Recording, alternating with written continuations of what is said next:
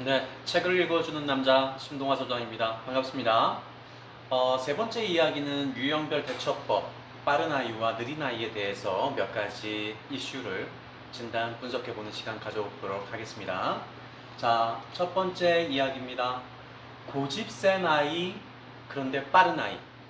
고집 센데 빠른 아이가 있고요. 고집이 센데 느린 아이가 있을 수가 있네요. 자, 빠르다. 빠른 아이들은 판단의 기준이 빠르다. 그 판단 후 이행하는 능력이 빠르다. 그래서 말과 행동이 신속한 아이들을 의미할 가능성이 높습니다. 그렇다면 위쪽 밸런스를 잡혀 있는 1번, 2번 영역이 현대형, 잡스형, 현대형 이 두 가지 영역의 밸런스를 갖춘 아이들이 보통 고집이 센데 빠른 아이가 될 가능성이 높고요. 고집은 센데 좀 느린 아이라고 한다면 유비형 아이, 노벨형 아이 1, 2번 밸런스가 아래쪽으로 밸런스 잡힌 아이들이 가능성이 높겠네요. 자, 그렇다면은 이 아래쪽 밸런스 잡힌 아이들의 경우는 사고력 영역이 좋아서 오는 현상일 가능성이 높고요. 빠른 아이들 같은 경우는 창의력 영역, 즉 표현하는 능력 중에서도 스피킹 영역, 행위적 영역이 빠르기 때문에 오는 현상일 가능성이 높습니다.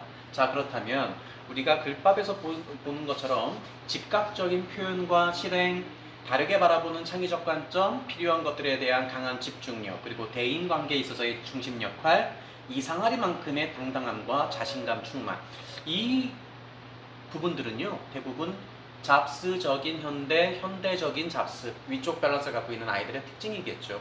자, 그렇다면 고집이 세다라고 하는 것은 무엇을 의미할까요? 저는 이 고집이 세다라고 하는 것은 부정 언어가 아닌 긍정 언어로 저는 판단하고 있습니다.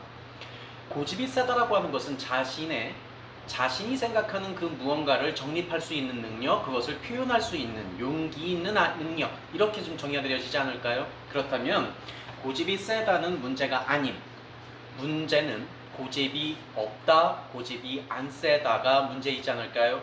고집이 안 세다라고 하는 것은 흡수한다의 능력, 흡수한다로 표현할 수도 있겠지만 사실은 무기력함일 가능성이 높지 않겠습니까? 약간은 다르지만 고집은 없지만 유연한 아이들은 있어요. 이 유연하다라고 하는 것은 다빈치화 돼가고 있다라고 하는 것을 의미할 가능성이 높습니다.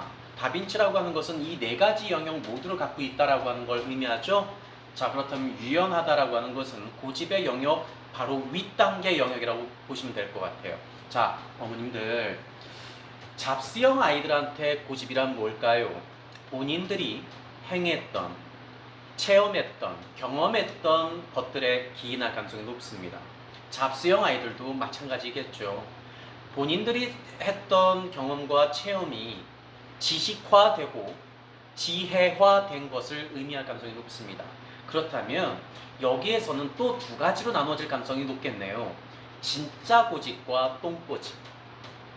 이 아이들한테 진짜 고집은 뭘까요? 본인들의 행했던 체험과 경험들에 입각해서 본인들만이 정립한 통계치라는 것이 나오겠네요. 그렇다면 그 경험과 체험이라는 것이 아주 멋진 수치화가 돼서 증명화가 됐기 때문에 오는 메시지인 가능성이 높은 겁니다. 그런데 똥꼬집은 대체 뭘까요? 똥꼬집은 본인들이 했던 경험이 한정적이어서 오는 문제점인 것 같아요. 체험과 경험이라는 것이 여러 가지가 있겠죠. 혹은 다양하겠죠. 혹은 상황에 따라서 결과값이 달라지지 않겠습니까? 그 달라지는 경험값들을 다양하게 체험했다고 한다면 그것은 아주 멋진 통계가 되고 수치화된 증명이 될 겁니다. 그래서 그것은 고집이 될 가능성이 높습니다. 그런데 체험과 경험의 횟수가 적다 혹은 소수였다라고 한다면 적은 체험과 적은 경험은 다양한 수치적 증명으로 증명이 안 되잖아요. 표면화가 안 되잖아요. 그러다 보니까 내가 알고 있는 것만 제시하게 되는 조금은 단편적인, 조금은 무모하리만큼의 약간의 무식한 허세스러운 그러한 현상들로 보여질 겁니다. 우리는 그것을 똥꼬집이라고 정의 내려보도록 하겠습니다. 자, 고집이 세긴 한데요. 살짝 느린 아이들이 있어요. 어머님들, 고집이 센데 조금 느린 아이들, 이 아이들은 사고력이 좋아서 오는 현상이라 그랬잖아요. 사고력이라고 하는 것은 노벨형 아이들한테 사고력은 정확함입니다. 이 정확함의 근원 지점이 어디였다 그랬죠? 대부분 활자였다 그랬잖아요. 그래서 책에서 확인된 그것들이었을 가능성이 높습니다. 그래서 노벨스러운 아이들이요, 고집을 부린다면 그것은 꺾지 못해요. 왜? 팩트 체크가 되어 있는 현상이잖아요. 팩트 체크가 이미 된 그것이기 때문에 대부분 고집을 꺾을 리가 없을 겁니다. 그래서 유비형 아이들한테 있어서의 팩트 체크는 뭐죠? 안정감 영역이 있잖아요. 안정감을 느끼면 계속적으로 반복된 행위들이 계속해서 쌓이고 누적됐을 때 그 아이들은 안정감을 느낀다 그랬잖아요. 그 안정감이 정확함일 수 있잖아요. 그렇다 보면은 우리 유비형 아이가 아주 느리긴 하지만, 다소 느리긴 하지만 반복된 행위들로 인한, 반복된 행위와 반복된 팩트 체크들로 인한 나의 정확한 인지잖아요.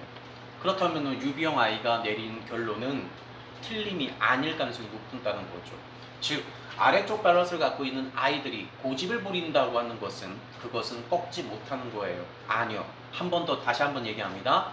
꺾지 못하는 것일 수도 있겠지만 꺾어서는 안 되는 그것이라고 저는 정의 내리고 싶은 겁니다. 우리 아이들이, 느린 아이들이, 안정감을 느껴야만 하는 그 아이들이, 또는 정확한 것을 느껴야만 인지가 되는 그런 아이들이 무언가를 결정을 했어요. 그 결정이 이행을 하려고 하는 그 몸부림, 꿈틀거림이 보이고 있어요. 그것은 정확한 그 아이들만의 팩트인 것입니다. 그것은 고집이 아닐 가능성이 높습니다. 그래서 결론입니다.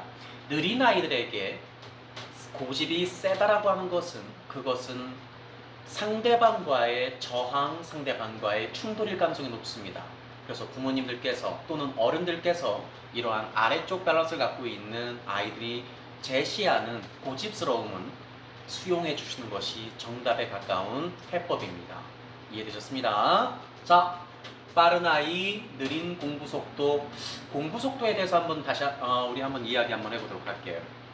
공부 속도가 느리다라고 하는 것은 빠른 아이들한테도 나타날 수 있고요, 느린 아이들한테도 나타날 수 있는 현상들이에요. 자, 그렇다면 빠른 아이가 공부 속도가 느리다라고 하는 것은 무엇을 의미할까요? 저것은 공부에 관심이 없다일 가능성이 높습니다. 그렇다면 반면에 아래쪽 밸런스를 갖고 있는 노벨형과 유비형과 노벨형 아이들한테 느린 공부 속도란 무엇을 의미합니까? 전진입니다. 이행하고 있는 속도 자체가 느린 것뿐이지 공부에 대한 관심이 없다가 아닐 가능성이 높은 겁니다. 그래서 이 아이들한테는 시간 확보라는 것이 중요하겠죠. 시간 확보가 중요하다, 이거 얘기는 또 거꾸로 얘기하자면 벼락치기가 되지 않는다를 의미하는 겁니다. 벼락치기라고 하는 것은 참고로 스피디한 이 아이들, 결정 속도가 빠른 아이들, 행동 속도가 빠른 위쪽의 밸런스를 아이들한테는 의미가 있겠죠. 빠른 이행 능력, 즉 벼락치기라고 하는 것이 되는 겁니다. 이 벼락치기가 되는 위쪽 밸런스의 아이들은 사고력 영역은 다소 부족하지만 행위하는 속도, 표현하는 속도가 빠르다 그랬잖아요. 그래서 창의력 영역이 좋다 그랬잖아요. 이 아이들한테는요, 벼락 공부라고 하는 것은, 벼락치기라고 하는 것은요, 얘네들한테는 의미는 있어요. 그래서 짧은 시간 내에 무언가를 습득하고 이행하고 테스트까지, 결과값까지 올라오는 그러한 것들은 가능합니다. 얘네들이 다소 짧은 시간에 몰입하다 보니까요, 내가 조금만 더 시간 들였으면 조금 더 좋은 성적 나오지 않았을까 하는 약간의 아쉬움 반, 그리고 자만스러운 반, 이런 것들이 반반 섞여 있을 거예요. 얘네들한테 시간 확보라고 하는 것이 조금만 더 이루어진다면, 즉 디테일한 계획성이라는 것이 만들어진다면 위쪽에 있는 밸런스를 갖고 있는 아이들의 공부 속도는 상당 수준까지 끌어올릴 가능성이 높겠죠. 자, 그렇다면 디테일이 없다, 계획성이 부족하다라고 하는 것을 어떻게 극복하자 그랬죠? 목표라 그랬잖아요. 이 목표는 어디에서 만들어진다고 했습니까? 진로와 직업이라고 하는 최종 목표 지점, 미래 지향적 지점에서 만들어진다고 했지 않습니까? 그래서 이 잡수형과 현대형, 스피디한 행위를 할 수 있는 저 위쪽에 있는 밸런스를 갖고 있는 아이들은요, 진로와 직업이라고 하는 목표가 뚜렷하고 선명해지면 공부 속도는 자연스럽게 올라갈 가능성이 높습니다. 아래쪽에 밸런스를 갖고 있는 다소 사고력이 좋기 때문에 느린 아이들, 이 느리다가 공부 속도가 느리다를 의미하지는 않습니다.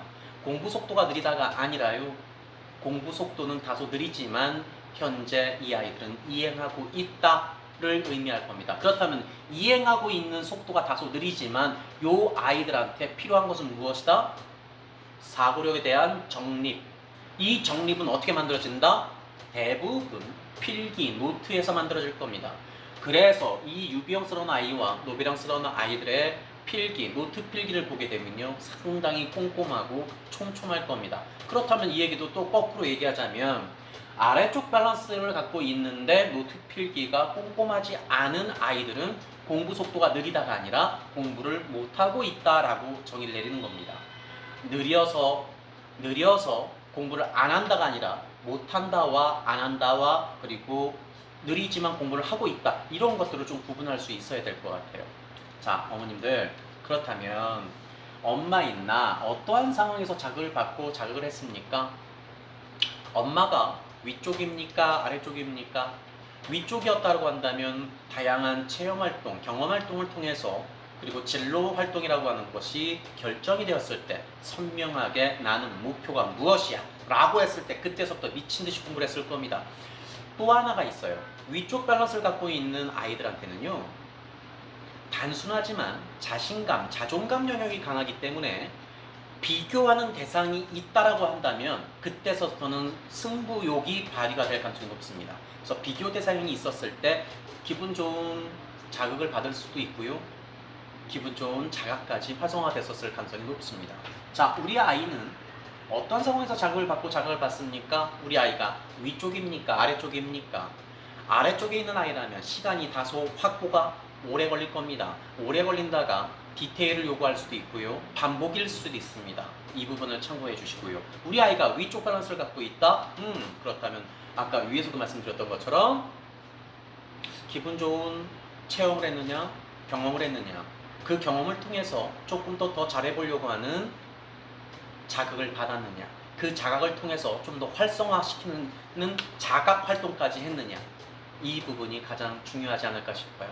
어머님들, 우리 아이들이 어떠한 유형을 갖고 있느냐에 따라서 속도감은 조절이 됩니다. 그리고 그 속도에 대해서 좌지우지 받을 수도 있습니다. 엄마인 나의 유형과 우리 아이의 유형이 다르기 때문에 속도감에 대해서 충돌이 생길 수도 있습니다. 이 부분을 간과하셔서는 안 됩니다. 오늘 상담은 여기까지 하겠습니다.